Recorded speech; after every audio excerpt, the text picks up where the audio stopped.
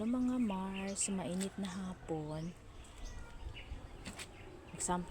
Magsasampay muna ako ng damit. Kita nyo, gawa ng mister ko. Kawayan na hanger. Diba?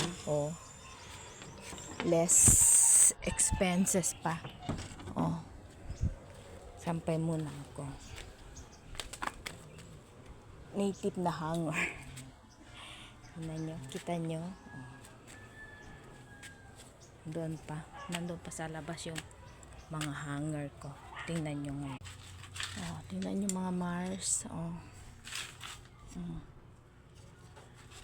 Kawayan na hanger. Kawayan na hanger yan. Diba? Useful talaga yan mga Mars. Palagi kasi ako nasi-short sa hanger na mahal ang hanger ngayon panahon. Yon. Tamang-tama, walang trabaho yung asawa ko yung last week. Gumawa siya ng hanger. Hanger, kawayan. Diba? Kahit nakatambay siya, pero may ginawa siyang maganda. Okay, magandang hapon sa inyo.